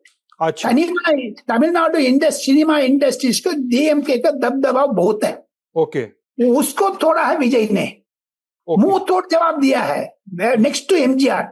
ये चीज किसी पत्रकार को, नॉर्थ इंडियन मीडिया को, नॉर्थ इंडियन जो दर्शकों को नहीं मालूमात होगा, सिर्फ मैं आपको समझा रहा हूँ ये चीज जी। उधर से झगड़ा शुरू हुआ है भैया, उस झगड़ा राजनीतिक रूप लेकर के पिछले 6 महीने नहीं, 1 सितंबर 2025 से जो जिधर दुर्घटना हुआ था करूर का, करूर दुर्घटना से आज तक हर मामले में त्रिशा को बीच में लेके आते थे डीएमके। जो करूर इंसिडेंट को सामने भी वो जननायकन पिक्चर रिलीज करना था, वो जनवरी में रिलीज करना था, उसमें मेन एक्टर त्रिशा है, वो भी उस बस में थी करके भी ये आफा उड़ा दिया है लोग ने। अच्छा, जिधर भी मिस्टर विजय जाते हैं, वो तो त्रिशा का बर्थडे में विजय जा करके एज ए चीफ मिनिस्टर उनको जो केक पिलाया, मिठाई खिलाया, ये पोस्टर डालते हैं, ट्विटर में डालते हैं, फेसबुक में डालते हैं। ये विजय को पसंद हो नहीं हो, ये तीसरा आदमी क्यों करना है? ये चीज विजय के मन पर घूमते आ रहे थे। पिछले हफ्ते में तो आपको सारा चीज पता होगा, विजय निधि का अरेस्ट किया है। विजय निधि अरेस्ट के बारे में जो कोर्ट ने उसको रिलीज करा दिया। जो भी लफ्ज वाक्य बोला है वो प्रिंट नहीं कर सकते, बोल नहीं सकते, लेकिन उसको वो कोर्ट में है। We don't want to go into that, but politically mileage Tamil Nadu film industry में विजय का, एमजीआर, शिवाजी गणेशन, रजनीकांत को नेक्स्ट विजय का दबदबाव है। उसको मद्देनजर रखते हुए 2024 में चुनाव में विजय को वुमेन्स वोटर्स अधिक मिला है। उसको काटने के वास्ते ये त्रिशा को नाम ले लो और किसी का नाम करो करके, लेकिन इवन उदयनिधि का भी अरेस्ट ड्रामा को पीछे भी वुमेन वोटर्स विजय के साथ सॉलिड बैठा है। अच्छा सर, ये बताइएगा, जब हम बात कर रहे हैं त्रिशा और विजय, उदयनिधि और इस तमाम ब्लेम गेम की बात कर रहे हैं, तो क्या इसके जब पॉलिटिकल रिफ्लेक्शन की बात होती है तो उदयनिधि और विजय के बीच में पॉलिटिकल डायलॉग कैसा है? विधानसभा में दोनों मिलते हैं या किसी एक कॉमन फोरम पे मिलते हैं, खासकर इलेक्शन के बाद? तो कैसा उन दोनों का आपसी बिहेवियर है? एनिमिटी है, एनिमिटी है। शाम को गिलेरी के सामने जैसे वो टक्कर आते हैं ना जी, हाँ, ये बिल्ली चूहा को बीच में आते हैं, ऐसे है। कभी नहीं बात करेगा। अच्छा, कोई बातचीत नहीं आपस में? उसको उदाहरण में से सुनाना चाहता हूँ। हाँ प्लीज। कभी मुलायम सिंह यादव ने मायावती से मिला है? नरेंद्र मोदी ने राहुल गांधी से मिला है? नो, कभी नहीं। ये आज सुबह भी, आज के लल्लन टॉप दर्शकों को ये भी बताना चाहता हूँ, पिछले 3 दिन से तमिलनाडु विधानसभा का लाइव टेलीकास्ट शुरू किया विजय ने। डीएमके नहीं किया, एडीएमके ने नहीं किया। आज सुबह भी आपको क्लिप हो, आपको दर्शकों को भी दिखा दो। विजय ने असेंबली में एंटर करते हैं, एडपाडी पळनिसामी जो एडीएम के चीफ मिनिस्टर, पुराना चीफ मिनिस्टर, उसको नमस्ते करते हैं। उदयनिधि सीट में मुंह ठाकर मार करके पीछे जाते हैं। उतना एनिमिटी है, नफरत है, आमने सामने देखने में वो खा जाएंगे ऐसे है। ओके, वो सोच रहे हैं जो चीफ मिनिस्टर का सीट ये करुणानिधि, स्टालिन, उदयनिधि ये परिवार का होगा करके, लेकिन उसको थोड़ा है विजय को उदयनिधि ने देखने टाइम पर इतना नफरत, जैसे राहुल गांधी का मोदी के सामने बैठ नहीं पाते, ऐसे उधर स्थिति उधर भी है। सर, आखिरी सवाल है आपसे कि इसके रिपरकशन क्या होंगे इस पूरे एपिसोड के? 4 जुलाई को उदयनिधि ने जो कहा किसी मंच से, फिर पुलिस एक्शन हुआ, खास जाहिर सी बात है पुलिस एक्शन के बाद डीएमके के सपोर्टर नाराज तो होंगे ही। अब इस पूरे के बाद क्या पॉलिटिकल सीन देखने को मिलेगा ग्राउंड पे? जिस दिन 4 दुर्घटना हुआ था उस दिन विजय को खिलाफ, उदयनिधि के खिलाफ जितना पॉलिटिकल पार्टी तमिलनाडु में विजय को छोड़ करके, सॉरी डीएमके को छोड़, सारा कंडेम किया विजय का, इंक्लूडिंग जो विजय के साथ अभी सत्ता में है, जो डीएमके के साथ जीते थे, अभी मई महीने में उन्होंने उधर जा करके ज्वाइन कर लिया है, वो लोग भी उदयनिधि का कंडेम किया है, इसे नहीं बोलना चाहिए करके। प्लस आज अभी हम दोनों बात करने के मौके पर मुझे एसएमएस आ रहे, सुबह के 10 बजे से अभी तक जो चेन्नई लोअर कोर्ट में संगीता करके विजय का वाइफ डाइवर्स पिटीशन डाला था, पिछले 6 महीने से वो कोर्ट को नजरिया था, आज उसको विथड्रॉ कर ली उन्होंने। ये खुशी खबर है, इसमें इसी से लगता है जो controversy coming to an end. Sir, क्या राइवलरी जो है, जो स्टालिन फैमिली है, इस तरह की राइवलरीज तो उनकी हिस्ट्री में रही होंगी, मतलब जब द्रविडियन पॉलिटिक्स के कई सारे हिस्से हुए वहां पे, तो उस पूरी पॉलिटिक्स के रिपरकशन भी तो हुए होंगे, उसमें राइवलरी ने भी जगह अपनी बनाई होगी किसी न किसी तरह से ना। वो बहुत राइवलरी ऐसे नहीं है 19-20 का फर्क नहीं है, 1900 का फर्क है, राइवलरी इतना टू द कोर। थोड़ा बताइए सर इसके बारे में। पिछले 2-3 साल से एक्चुअली तमिलनाडु में एडीएमके को दबदबाव थी, एडीएमके एडपाडी पळनिसामी वापस आ जाएंगे एज चीफ मिनिस्टर, लेकिन जो विजय का करूर इंसिडेंट में 41 लोग मरने के बाद हवा बदलने लग गया विजय के रूप में। लेकिन विजय का हर क्षेत्र में इधर मीटिंग नहीं करो, उधर मीटिंग नहीं करो, इस कोने पर करोगे ट्रैफिक होगी, इसे गोल चक्कर है, की पॉइंट है, इतना इतना इत्यादि करके उसको मीटिंग करने के लिए इतना बाधा डाला था डीएमके सरकार ने। वो विजय सोच रहे ये सारा स्टालिन नहीं करा रहा, उदयनिधि करा रहे, लेकिन एक्चुअली तमिलनाडु में पॉलिटिक्स उदयनिधि का चीफ मिनिस्टर बनाना चाहते थे स्टालिन, उसको बाधा डाला था विजय ने। ये दुश्मन इतना दूर है, विजय ने सारा तार खींच करके अच्छी तरफ से जीत करके आया है। ये उदयनिधि का बड़ा सेटबैक है, ये खेल इधर से नहीं रखेगा। असेंबली अभी 2 महीने के बाद पंचायत चुनाव आने वाले हैं, 2 महीने के बाद ये राजनीतिक रूप में 2029 में डिलिमिटेशन होगा नहीं होगा। 40 सीट है उधर असेंबली में, पार्लियामेंट में, अभी 22 सीट्स उनके पास है डीएमके के पास। लेकिन मुझे लगता है बिल्कुल विजय ने राहुल गांधी को मिल करके 40 सीट में कम से कम 30 सीट जीत जाएगा, इतना दबदबाव विजय को आ गया है उदयनिधि के वास्ते। Thank you so much. तो नेता नगरी के इस हफ्ते के एपिसोड में इतना ही, फिर मिलेंगे अगले हफ्ते। हफ्ता तो बीच का बचा ही हुआ है, सदन में क्या होगा, देश में क्या होगा, सब पे नजर बनी रहेगी।